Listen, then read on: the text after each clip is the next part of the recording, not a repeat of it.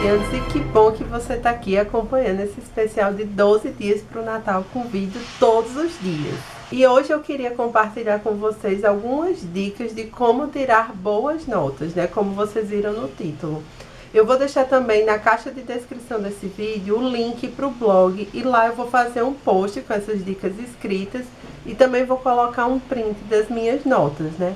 Porque nessa era de coaching de todos os tipos, eu acho que é importante você pegar dicas de quem tem sucesso naquilo que a pessoa está se propondo a lhe indicar alguma coisa. Eu sempre tirei boas notas desde a escola, isso não quer dizer que eu só tiro 10, sempre vão existir uma ou outra matéria que você vai ter dificuldade e também existem outros tipos de limitação. Mas aqui eu queria que a gente tivesse em mente que a nota boa, pela nota boa em si, não quer dizer nada, porque se for simplesmente para você ter um 10 ali no seu boletim, a resposta mais fácil seria cole, né? Só que isso é errado, isso é trapacear, isso é desonestidade, e eu nunca fiz isso, por exemplo.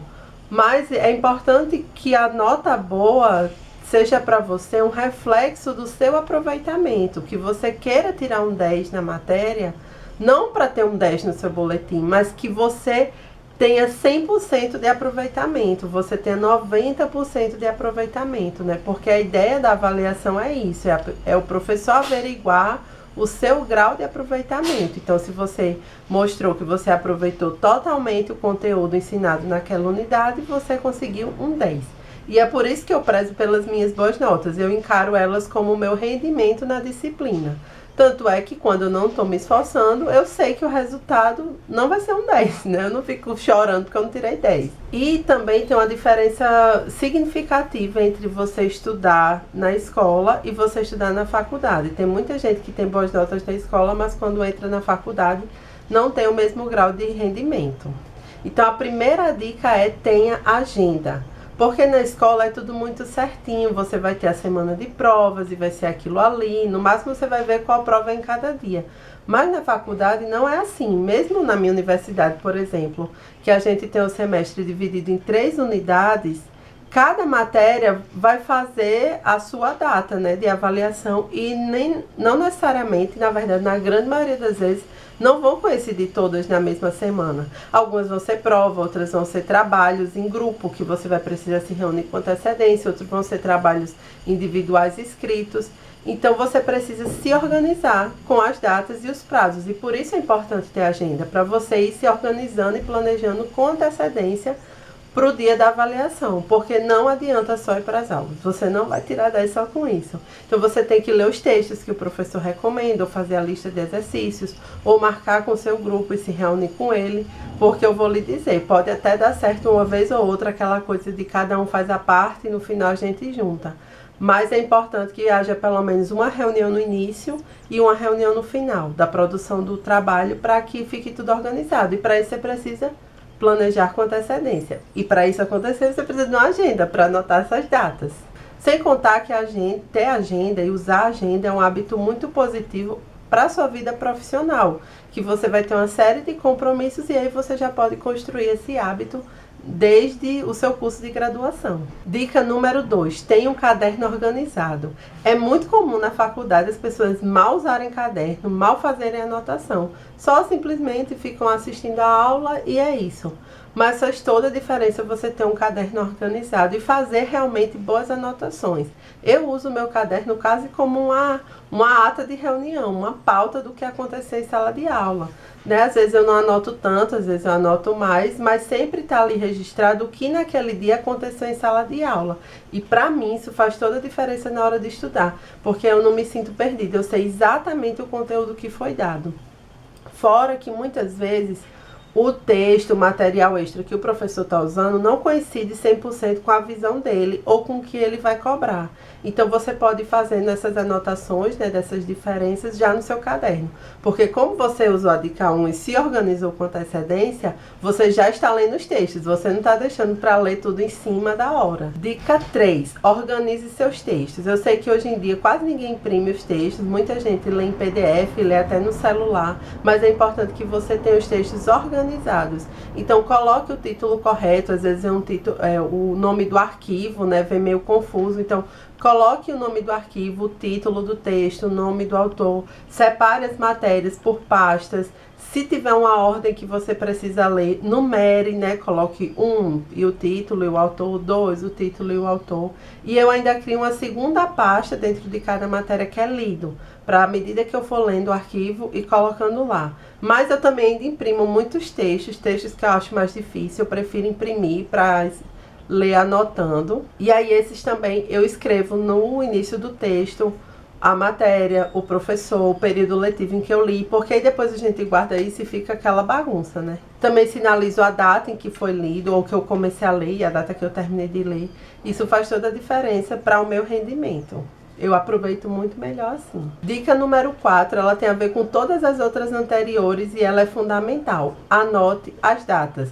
Anote a data do seu caderno, você vai estar usando a sua agenda. Anote as datas no seu texto. Isso ajuda muito na hora que você vai estudar para avaliação, porque você vai ter toda uma cronologia, sequência lógica do que foi estudado por você e do que foi ensinado pelo professor. Fora que se acontecer alguma coisa e desorganizar seu material, vai ser muito mais fácil colocar ele em ordem. Dica 5, eu já falei um pouquinho dela antes, mas é se planeje com antecedência. A chance de você render bem estudando em cima da hora é quase zero.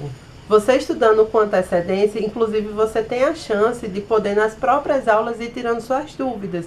Então, se você leu antes o texto com algumas das 2, 3 semanas antes da prova, você pode, dentro da sala de aula, durante o momento da aula, tirar a dúvida com o professor. Isso também vai ajudar seus colegas, porque muitas vezes, por exemplo, eu faço meu curso à noite e muita gente trabalha, então nem tem tempo de poder tirar dúvida no horário fora de sala de aula. E se a pessoa for ler antes da prova, ela não vai ter momento nenhum. Então, você se planejando, você rende mais e ainda otimiza suas oportunidades.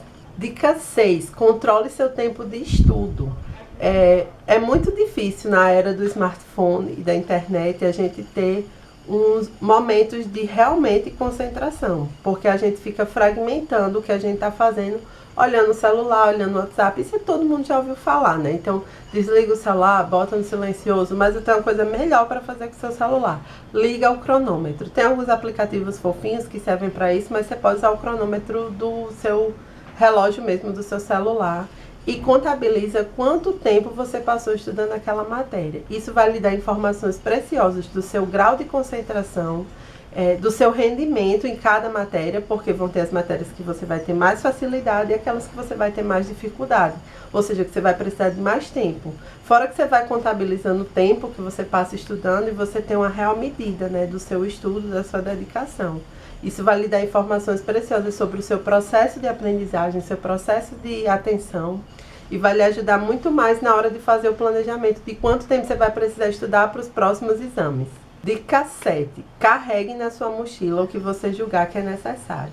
Eu ando cheio de cacareco, né? Então eu uso um fichário, eu tenho um caderninho que eu anoto as informações mais soltas. Inclusive, tem um vídeo que eu falo em como eu me organizo. Eu vou deixar aqui no cartão para você. Eu tenho uma agenda, eu tenho um estojo com um monte de caneta. E muitas pessoas começaram a comentar sobre isso, né? Que eu andava cheia de coisa, que minha mochila era pesada. Até na biblioteca, quando você entra para estudar na minha universidade, você tem que deixar a mochila na entrada, né? Tem um porta-mochilas e você tem que entregar lá. E a moça comentou que já reconhecia a minha mochila, primeiro porque ela era muito cheguei, e segundo porque ela era sempre muito pesada. E aí eu comecei a pensar, nossa, eu ando com muita coisa, eu tenho que diminuir as coisas que eu ando. Só que fez muita falta, porque eu não andava mais com os textos, porque eu só tentava levar só exatamente o que eu ia precisar naquele dia. Mas às vezes eu tinha um tempo livre, eu poderia estar estudando, eu queria consultar alguma coisa que estava anotada em outro canto. Então eu decidi que uma coisa extremamente importante é você andar com o que você julga necessário. Tem uma colega minha que ela anda com todos os textos do semestre, porque ela acha que precisa, porque na hora que ela quiser consultar vai estar ali. Eu já ando só com os textos da unidade. Mas assim, não ligue para o que as pessoas comentam. Se você julga que é necessário andar com um monte de material, que é necessário para o seu estudo um monte de canetinhas coloridas, então ande com um monte de canetinhas coloridas. Né? É o seu rendimento e só você pode saber o que é que vai lhe ajudar a render mais. E por fim, a dica mais valiosa de todas. Eu sei que tem muitos vídeos aqui no YouTube, tem muitos perfis no Instagram dando dicas de estudo, e eu mesma estou fazendo um vídeo dando dicas de estudo, mas a mais importante regra de todas é: pode ser que uma coisa que funcione muito bem para alguém não funcione para você. Não quer dizer que aquela dica é ruim, ou que a pessoa mentiu ou distorceu. Às vezes, as pessoas são simplesmente diferentes e elas aprendem de maneira diferente. Então, pode ser que para mim funcione super fazer tudo o que eu disse aqui e para você alguma coisa não dê certo, você não consiga implementar. Claro que é importante tentar, né, um pouquinho arriscar. Se você está buscando, né, novas metodologias de como aproveitar melhor os seus estudos, você tem que testar por algum tempo, né? Você não pode fazer durante 3 dias e dizer que não funciona. Mas se você testou e viu que não adianta, então esquece. Pode ser que realmente não seja para você. E não se cobre a ter um rendimento, ou um caderno, ou uma agenda, ou um material de acordo com padrões das outras pessoas. O estudo é algo que vai enriquecer a você, então só você pode avaliar realmente se aquela dica vai ser boa ou não. Se você também conhece outra pessoa que está interessada em dicas como essa, não se esquece de compartilhar esse vídeo com ela e clicar em gostei para mim. Se inscreve no canal para acompanhar os próximos vídeos desse especial. Um beijo e até a próxima. Tchau!